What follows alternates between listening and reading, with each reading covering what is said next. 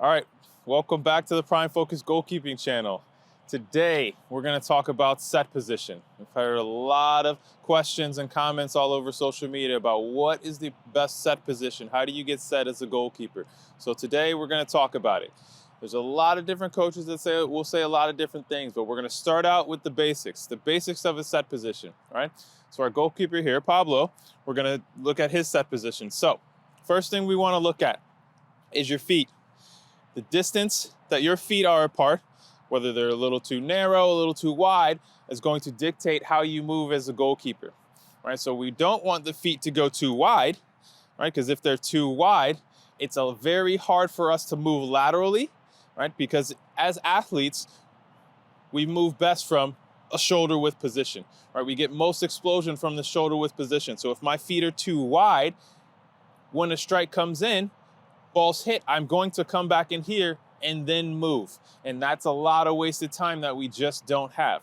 Now, if my feet are too tight, it's gonna be the same thing. Where my feet are too tight here, ball gets struck, I go here, and then I try and push because that's where my power comes from. So you'll hear from a lot of goalkeeper coaches, shoulder width apart, maybe a little bit wider. A lot of it depends on how tall you are, how long your legs are, and where you feel most comfortable, right? So some goalkeepers prefer to get set here, some may be a little bit wider. It depends on the goalkeeper, but thinking about if you're having trouble moving laterally, if you're having trouble being explosive down to the corners, a lot of it can be because your feet are a little bit too wide or your set position is a little bit too narrow.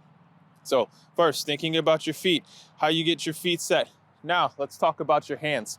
Where's your hand placement? So a lot of goalkeeper coaches talk about having your hands neutral. And what does that mean? What does neutral mean? All right, so neutral means for me, two things.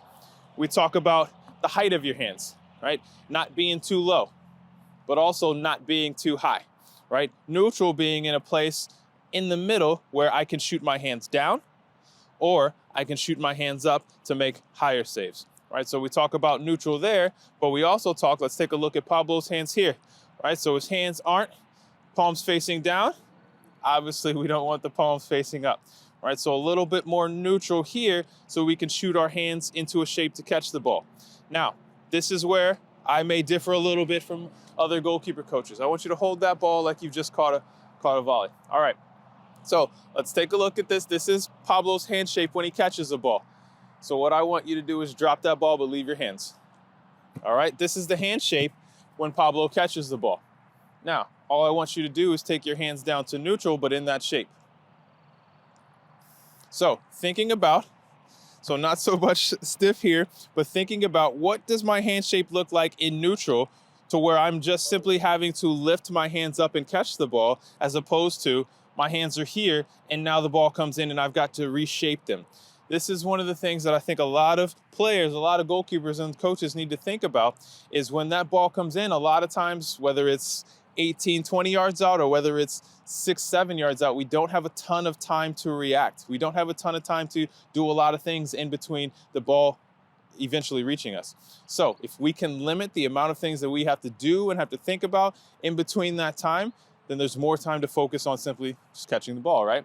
So thinking about a little thing like that, if my hands are here, right now I've got to, when the ball comes in, I've got to shape my hands into the proper position to catch it versus if my hands are a little bit more in a catching position, now when the ball comes in, I simply just have to focus on lifting my hands up and catching the ball, right? So that's one of the big things we want to think about with our hand shape when we're getting set. Right, what does that look like so it limits the number of things I have to do in between the ball being struck and me catching? All right, so let's go back to our set position. Right, and if you'll notice, Pablo's got his knees bent a little bit. Right, so starting in a really high position where we're set, we're flat-footed, right, doesn't really put us in a position to be ready for a strike. Right, so bending those knees a little bit, getting a little bit more of our weight forward, that's gonna help us as we look to make saves and step and be aggressive towards balls. Right, so we talked about, you just heard me mention having our weight forward there. One thing you'll notice, a lot of goalkeeper coaches say, be on your toes, have your weight forward. For me, that means a little bit something different than what typical goalkeeper coaches talk about, right? A lot of goalkeepers you'll see be on their toes and they're bouncing, they're bouncing, they're bouncing. For me, having your weight forward is more so a little adjustment, right? So what I want you to do, I want you to just in your set position. All right, all I want you to do is adjust your weight forward a bit, right? As opposed to now, I want you to rock back on your heels a little bit, right? You're still in your set position. That's the slight difference for me, right? You can kind of see it with his feet. So rock back on your heels. You can see it when his toes are a bit up off the ground. All right, now put that weight forward a little bit. Boom, toes are a little bit more planted in the ground. Now my weight's forward, his chest is forward a bit.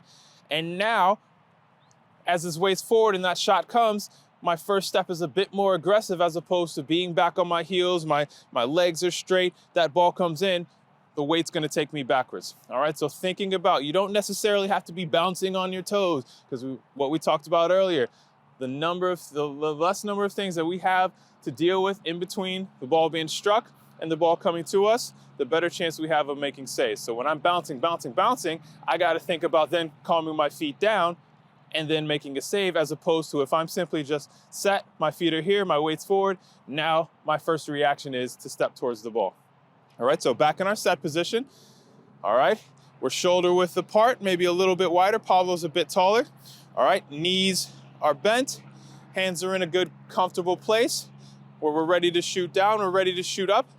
All right, this is a good basic set position. So from here, we have to talk about how this set position changes depending on the strike on the field. All right, so let's go from here. Let's talk about this set position. This is a great set position if we're talking about dealing with the strike from distance, right?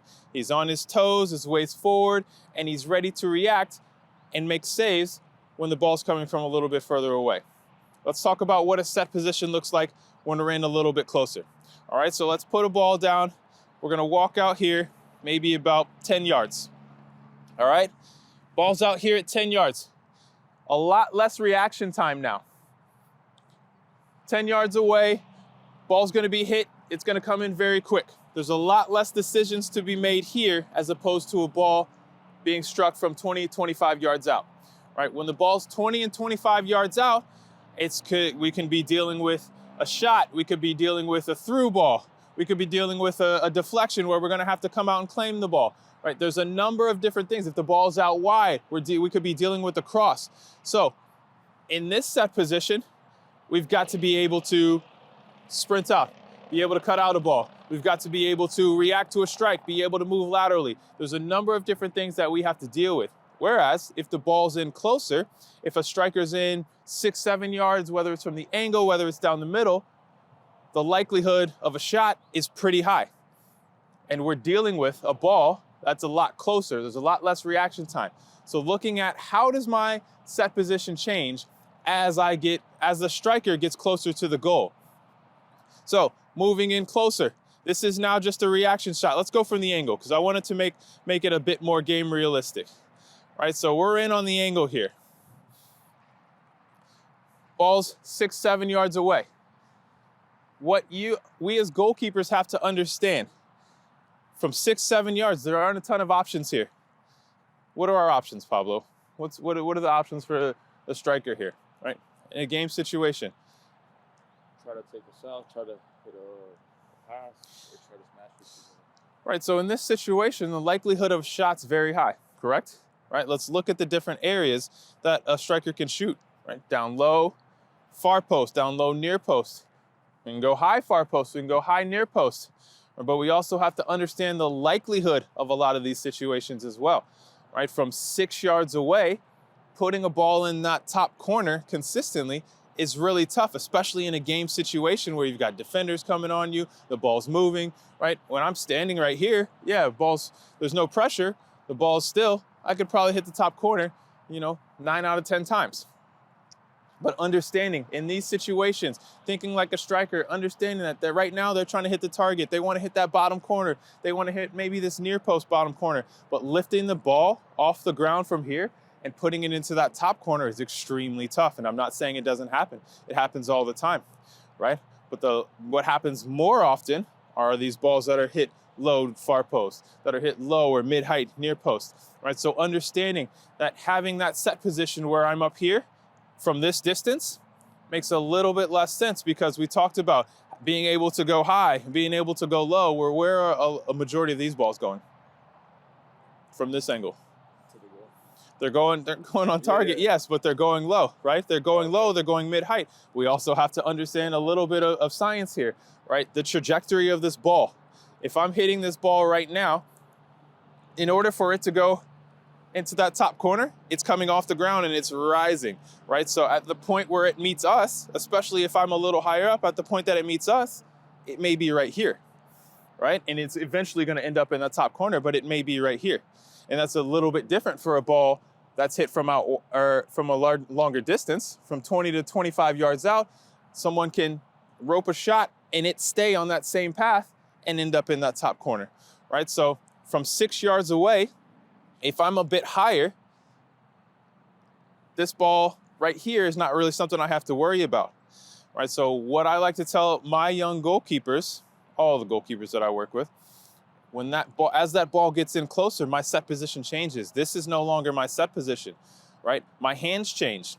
I want to go a little bit lower with my hands because I know that the likelihood of a ball going low, the likelihood of a ball coming mid-height, right? It's a lot higher than that ball being blasted into that top corner. So I'm more so worried now about how do I get a little bit lower so I can, with the little reaction time that I have, be able to either get my hands down or get my feet out, right? So I'm a little bit lower. My set position goes a little bit lower because the ball's in tighter, right? As the ball starts to travel out, now I start to set my set position up a little bit higher because there's more options now, like we talked about before, right? A ball can get slipped in, a ball can get crossed in. I'm dealing with a shot from a further distance that does have a little bit different trajectory, right? So those are all the things that start to impact your set position. It's all about the distance, right? We're not gonna get set the same here as we are from further out. All right, so that's the basics of the set position, right? We talked a lot about your footwork or where your feet are planted. We talked about where your hands are. We talked about your knees being bent a little bit, your weight being forward, right? And then how your set position changes as the striker gets closer to the goal or is further away from the goal. What does that look like? Am I a little bit lower? Are my hands a little bit lower? Am I a little bit higher as they start to go further back and I have more options and things to think about? All right, so understanding what my set position looks like when the ball's in tight versus when a ball is further away. All goalkeepers are going to have different set positions. There are going to be little intricacies that are different. A smaller goalkeeper may have a different set position than a very tall goalkeeper. But there's the basics of all set position that we have to understand and have to implement. And then from there, building your own set position that you feel comfortable with to make as many saves as possible. And for that, that's about it for today. That's all we got for set position. Stay tuned for more great episodes where we'll talk about more great goalkeeping technique.